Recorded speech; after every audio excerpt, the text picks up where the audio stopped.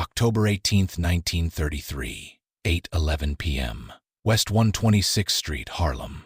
The numbers runners were still counting slips when the knock came. Not a polite knock. 3 hard raps.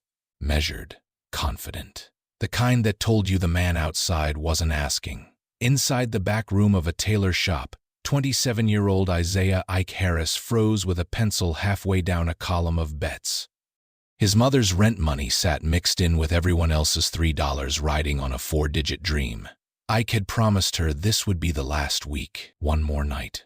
One clean payout. Then he was done. The door opened before anyone answered. 2 white men stepped in, coats still wet from the October rain. One carried a ledger. The other didn't bother hiding the bulge under his arm. "Illinois sent us," the man with the book said. Calm voice. Flat eyes. "From now on, every number played in this neighborhood pays a tax." The room went silent. This wasn't a misunderstanding. This wasn't a rumor. This was Al Capone reaching into Harlem. The number was simple. 10%. Paid weekly. No negotiations. No exceptions. Capone's people would handle protection from that point forward. Anyone who refused would be cut off routes, supplies, runners, all of it. Quietly if possible. Publicly if necessary. Ike felt his throat tighten. 10% meant his mother didn't eat. 10% meant the debt he owed a local lender would never shrink. 10% meant he was trapped. One of the older bankers stood up, hands raised. "We already got protection," he said carefully. The man with the ledger smiled. Not anymore. That night, the message spread block by block. Candy stores, pool halls, barber shops with false walls. Capone's pipeline had reached Harlem, and it moved fast. By midnight, runners were being stopped and questioned. By morning, 2 collection points were mysteriously short on cash. And by noon, 1 runner was missing. At 2:40 p.m., his shoes were found in an alley near 7th Avenue. No body, just the shoes. Clean, lined up neatly against the brick. That was the warning. Harlem's numbers game was a machine that fed thousands rent money, grocery money, funeral money. Capone didn't care about that. To him, it was math. Chicago had already been squeezed dry by the end of Prohibition. New York was next. But Capone hadn't asked permission. Because the numbers game already had a king. Across town, in a brownstone office that smelled of cigar smoke and ink, Bumpy Johnson read the same report Ike would hear whispered that evening. Chicago men on 126th, 10% tax. A runner vanished. Bumpy didn't raise his voice. He didn't slam the desk. He closed the file and asked one question. How many routes do they think they control? The answer came back uncertain. By tomorrow, Bumpy said, standing, they'll control none. Because what Capone didn't understand, what he couldn't afford to misunderstand, was that Harlem's numbers game wasn't just money. It was loyalty. It was survival. And it was already wired to burn if someone tried to reroute it. As night fell again over Harlem, Ike Harris walked home with empty pockets and a decision he didn't want to make. Pay Chicago or trust that Bumpy Johnson could stop a machine built by Al Capone. And if he chose wrong, would there even be a body left to find? Isaiah Harris didn't sleep that night. The ceiling of his mother's apartment sagged like it was tired of holding itself up. Every creak from the radiator sounded like a footstep in the hall. At 4:30 a.m., he got up and counted the money again. $42. That was everything he had in the world. In the next room, his mother coughed into a handkerchief she tried to hide. Tuberculosis, the doctor had said quietly, as if the walls might catch it. Medicine cost money. Heat cost money. Missing rent meant eviction, and eviction meant the street. Ike sat on the edge of the bed and stared at his hands. They shook, not from cold, but from knowing that every dollar he carried now had a price tag attached to it. By 8 o'clock, Harlem was awake. Bread trucks rattled past churches. Numbers runners drifted onto corners, pretending to be nothing more than men waiting for a friend. Ike walked his usual route, but everything felt wrong. Doors stayed closed longer. Eyes lingered too hard. At a cigar shop on Lenox Avenue, he was pulled inside by Eddie Malone. Eddie wasn't supposed to be there. White guys didn't stand on Harlem corners unless they were lost or sent. Eddie was Irish, mid-30s, sharp dresser, a middleman who knew how to smile without warmth. He'd been around numbers for years, skimming edges, never pushing too far. "You look like hell," Eddie said, locking the door. "Chicago making you nervous?" Ike didn't answer. Eddie leaned closer. "I can help you." That was the trap. Help always came with strings. "They don't want much," Eddie continued. 10%. You keep running. You keep earning. Nobody gets hurt. Your mother keeps her apartment." Ike felt his chest tighten. Eddie knew about his mother. That wasn't an accident. "And Bumpy?" Ike asked. Eddie shrugged. "Bumpy's a proud man. Pride gets expensive." The words hung there, heavy. At noon, Ike was summoned to a basement on 138th Street. No sign outside, no guards. Just men who knew where to stand. Inside, the air was thick with smoke and quiet anger. Runners sat shoulder to shoulder, faces tense. Everyone had heard about the shoes. Bumpy Johnson entered without ceremony. No speech, no threats. He looked at each man as if weighing them. "Chicago wants 10%, Bumpy said. "That's their opening offer." Someone swallowed hard. "What happens if we don't pay?" Bumpy didn't answer right away. Then they learned something. He dismissed the room in minutes. No plan shared, no reassurance. Just a warning: don't move money until told. Don't talk to outsiders. Don't panic. Outside, Ike felt worse than before. Silence wasn't protection. It was pressure. That evening, Eddie found him again. This time, Eddie didn't smile. "They're losing patience," he said. "You're a runner, Ike. You're visible. Chicago notices visible people." "What do you want from me?" Ike asked. Eddie's voice dropped. "Roots. Times. Names.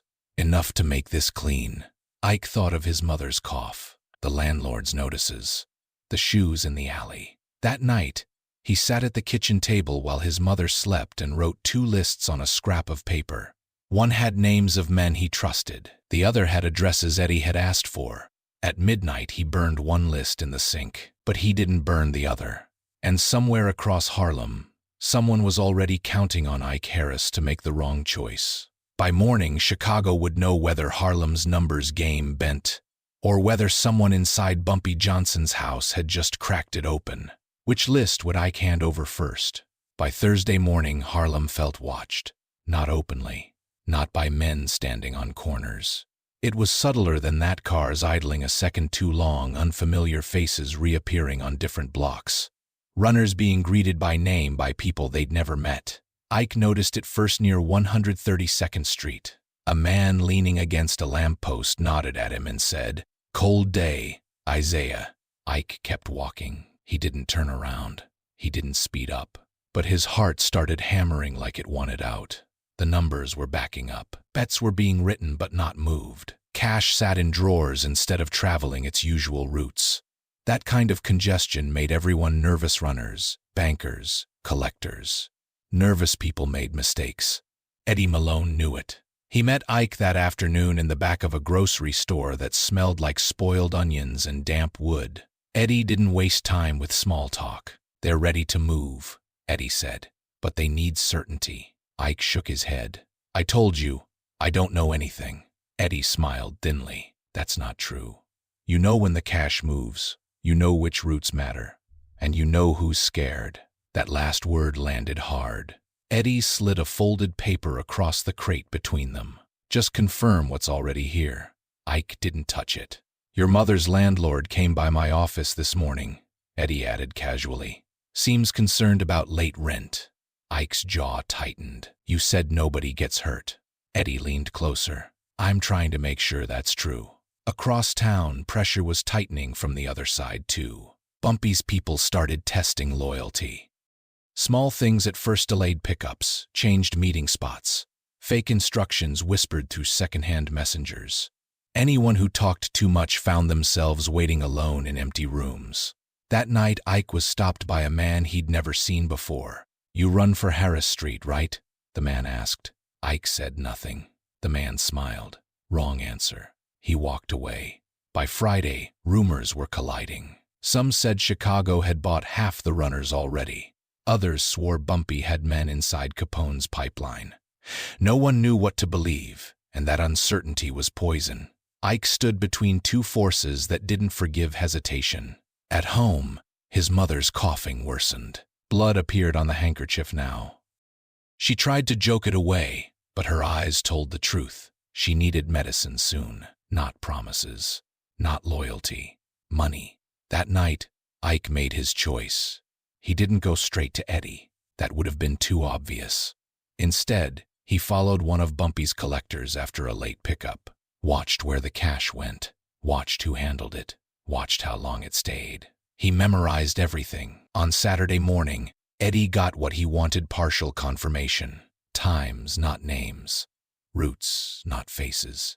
Enough to be useful. Not enough, Ike hoped, to be fatal. Eddie read it twice. His smile came back wider now. "You did the smart thing," he said. "This ends quick." But quick for whom? That same afternoon, a truck carrying grocery crates broke down on 125th Street. It wasn't supposed to be there. Traffic jammed. Runners scattered. Someone panicked and took a shortcut. That runner never arrived. By evening, word spread fast. One of Chicago's collection points had gone dark. Phones unanswered. Door locked from the inside. Bumpy's silence ended with action. Men moved. Routes shifted again. Fires were lit where there hadn't been any before, figurative ones, but no less dangerous. Eddie called Ike just once that night. "They know," Eddie said. No smile now. Someone told them. Ike stared at the phone after the line went dead, because he knew the truth neither side had considered yet. Chicago thought it was squeezing Harlem. Harlem thought it was cutting Chicago off. But the information Ike gave Eddie and the information Ike kept meant the collision coming next wouldn't be clean. It would be personal. And by morning, someone was going to realize they'd been set up long before the first shoe hit the alley. Who would be standing when that realization landed? Saturday night didn't break with gunfire. It broke with silence. At 9:17 p.m., 3 Chicago collection routes failed to check in. No calls, no runners, no police chatter. Just absence like a light switched off in a room no one was supposed to notice. Eddie Malone noticed. He sat alone in a borrowed office above a funeral parlor on 8th Avenue, staring at a phone that refused to ring. The ledger lay open on the desk, numbers half-filled, confidence draining by the minute. This wasn't delay. This was something else. At 9:32 a.m., the phone finally rang. Not Chicago. One of Eddie's couriers. Breathing hard, voice shaking. "They're gone," the man said. "All 3 spots. Empty. No money. No people. One place smelled like gasoline." Eddie stood up slowly. That wasn't Harlem resisting. That was Harlem anticipating. Across town, Ike Harris stood in a doorway he wasn't supposed to be near, watching men he recognized move with purpose he'd never seen before. They weren't angry. They weren't loud. They were organized. Routes Ike thought were real turned out to be decoys. Collection times Eddie believed were confirmed shifted hours earlier. Entire pipelines folded inward, collapsing into safe points Chicago never knew existed. That was the first revelation. The second came an hour later. At 10:41 p.m., Chicago made its move. 2 cars rolled onto 131st Street quiet, deliberate. The men inside weren't runners. They weren't messengers. They were there to collect directly, to force the issue, to remind Harlem what refusal looked like. They walked into a storefront they'd been told was holding the night's take. It was holding something else. The door locked behind them. No shots. No screams. Just the sound of furniture scraping, then silence again. When the door finally opened 20 minutes later, the men who walked out weren't the ones who'd gone in. News traveled fast after that, not through mouths, but through behavior. Runners disappeared into side streets. Bankers closed early. A city that never slept suddenly held its breath. Eddie Malone didn't wait. He called his Chicago contact directly, bypassing layers that no longer mattered. "They walked into a box," Eddie said. This wasn't reaction. It was pre-built. The voice on the other end went cold. "You said you had confirmation." "I did," Eddie replied. But even as he said it, Eddie understood the mistake. The information Ike had given him was accurate. That was the problem. It was meant to be. Ike hadn't lied. He'd curated. He gave Eddie routes that looked critical but weren't. Times that used to matter. Names already under suspicion.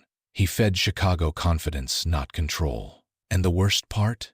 Bumpy Johnson knew. That was the twist Eddie never saw coming. Bumpy had known about Eddie weeks earlier before Capone's men ever knocked on a door. Eddie wasn't a surprise. He was bait. Allowed to move. Allowed to listen. Allowed to believe he was winning. Every step Chicago took deeper into Harlem followed a map Bumpy had already burned. At 11:26 p.m., Eddie's office door opened without a knock. 2 men entered. Calm. Respectful. One of them smiled like this wasn't personal. "You're not in trouble," the man said. "Not yet." Eddie's mouth went dry. "Where's Ike?" "Safe," the man replied. "For now." That answer told Eddie everything. Ike Harris was never meant to survive this untouched. He was meant to be tested. Across town, Ike sat in a back room with Bumpy Johnson for the first time. No shouting, no threats. Just 2 men across a table and the weight of consequences between them. "You gave Chicago something," Bumpy said evenly. "Yes," Ike replied. His voice shook, but he didn't look away. "And you kept something." "Yes." Bumpy nodded once. "That's why you're still breathing." Ike swallowed. "What happens now?" Bumpy leaned forward. "Now Chicago learns the cost of shortcuts." At midnight, word finally reached Capone's people in full. Not partial losses. Not resistance. A systematic shutdown. Routes compromised. Middlemen exposed. Chicago's Harlem pipeline didn't just fail, it inverted. Names Eddie thought were assets were suddenly liabilities. Men went to collect and found themselves identified, boxed in, cut off from protection they assumed existed. Eddie understood his final mistake too late. He thought betrayal would come from fear. It came from planning. As sirens wailed somewhere far away, Eddie was escorted down a back stairwell, his ledger left behind on the desk. Ike watched from across the room as the man who promised safety disappeared into consequences he couldn't negotiate. Bumpy Johnson stood and adjusted his coat. "This isn't over," he said quietly, "because Chicago wouldn't accept this kind of loss without answering. And Ike Harris, runner, son, traitor, survivor, had just stepped into a war that didn't care why he chose. Only what he'd cost. And by morning, someone close to him would pay that bill. Who would Chicago take first? Sunday morning came with receipts, not paper ones visits. At 7:10 a.m., a grocer on 124th Street found his back door smashed in and his safe untouched. That was the point. The message wasn't theft. It was presence. At 8:02 a.m., a numbers banker woke up to a brick through his window, wrapped in newspaper. Inside, a single Chicago cigarette, unlit. By 9 o'clock, everyone understood. Chicago had taken the hit, but it hadn't left. Ike Harris learned the cost personally. When he returned to his mother's apartment, the hallway smelled wrong, chemical, sharp. The lock was broken, hanging loose like a warning. Inside, drawers were overturned. The medicine bottles were gone. His mother sat on the bed, pale, trying not to cough. "They came polite," she said, asked questions. "Said they were friends of yours." Ike felt his legs weaken. That was Chicago's answer. No bullets, no bodies, just leverage. By noon, Eddie Malone's name stopped being spoken out loud. People crossed the street to avoid places he used to stand. His pipeline was finished, but he wasn't dead. That made him dangerous. Bumpy Johnson moved quickly, not loudly, but decisively. Runners were reassigned. Collection points doubled. Any man with even a whisper of Chicago contact was frozen out. Survival demanded speed. But Bumpy couldn't erase consequences. He could only contain them. Ike was summoned again that afternoon. This time, Bumpy didn't sit. "Chicago wants balance," Bumpy said. They didn't get it. Ike clenched his fists. "They took her medicine." Bumpy nodded once. "I know." Silence stretched. "You did what you were supposed to do," Bumpy continued. "But now you're visible in a way you can't undo." Ike swallowed. "So what happens to me?" Bumpy studied him. "You keep working. You keep your head down. And you stop being useful to them." That wasn't reassurance. It was a warning wrapped in mercy. By evening, Harlem had adjusted. Bets were flowing again carefully. People whispered less. Doors reopened. On the surface, the machine ran. Underneath, everyone counted what they'd lost. Ike spent the night sitting beside his mother, listening to her breathe, knowing every step he took from now on would echo. Chicago had touched him without touching him. That was the lesson. And somewhere beyond Harlem, men were deciding whether the damage was enough or whether making an example would be worth the risk. Because Chicago didn't need to win Harlem. It only needed to remind one runner what disobedience cost. Would that reminder be subtle or final? By Monday, Harlem moved again. Not confidently. Carefully. Runners returned to corners with their hands deeper in their coat pockets. Bankers reopened back rooms but changed locks that didn't need changing. People listened harder than they spoke. The streets hadn't gone quiet, but the noise had learned discipline. Chicago's footprint shrank, but it didn't vanish. Cars with out-of-state plates rolled through once, then not again. Men who asked too many questions were politely ignored. Others were answered with silence so complete it felt intentional. That silence came from Bumpy Johnson. He didn't declare victory. He didn't send messages south or west. He let absence do the work. Chicago couldn't find anyone to lean on. Every attempt to re-establish a channel ran into a dead end or a man who genuinely didn't know anything. Because the system had changed. Routes rotated daily now. No one runner knew more than one segment.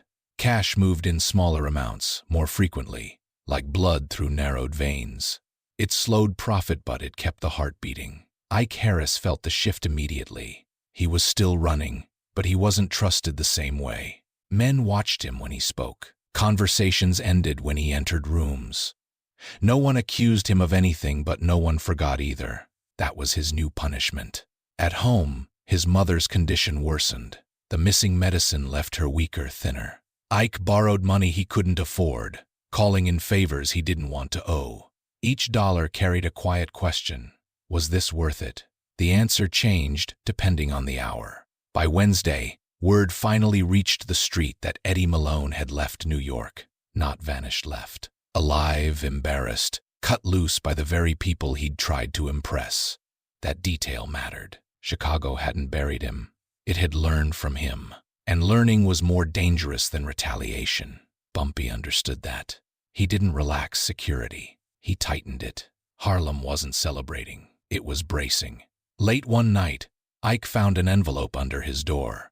No name. No return address. Inside, a receipt from a pharmacy in the Bronx, paid in full. His mother's medication ready for pickup. No note. Ike stared at it for a long time. It wasn't kindness. It was accounting.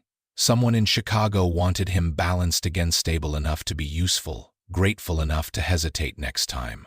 Ike didn't know whether to feel relieved or terrified. Because the aftershock wasn't about territory anymore. It was about memory. Chicago remembered Harlem. Harlem remembered Chicago. And in the middle stood a runner who had learned that survival didn't mean safety, it meant being kept alive on purpose. The question wasn't whether the conflict would return. It was whether Ike Harris would recognize the moment it did, or whether the next move would come quietly, wrapped as help, and cost him something he couldn't replace. 3 weeks later, the numbers hit clean. 4 digits. Perfect order. Harlem celebrated in small ways, paid rents, full tables, laughter that felt earned. The machine worked again. Ike Harris didn't celebrate. He stood outside the Bronx pharmacy, receipt folded in his pocket, and watched his reflection in the glass. He looked older, not worn, measured, like someone who'd learned how much of himself could be taken without killing him. Inside, the pharmacist slid the medicine across the counter, paid in full, no name attached. That was the final lesson. Chicago hadn't come back with guns. Harlem hadn't chased revenge. Instead, a quiet agreement settled over both cities. We know how to reach you. Ike carried the medicine home, past the corners where he used to run numbers, past men who nodded but didn't smile. When he reached his mother's apartment, she touched his face and asked where the money came from. He didn't answer, because the truth would have been worse than a lie. Some nights, Ike still dreamed about the shoes in the alley. about ledgers left open, about information given carefully and taken completely. He survived, but survival cost him something he never got back. Not trust, not innocence, choice. From then on, every step he took belonged partly to someone else. And that's how the numbers game really taxed Harlem, not with percentages, but with people. If you want the next story, the one where the bill finally comes, do subscribe and stay with us, because history doesn't end when the streets go quiet.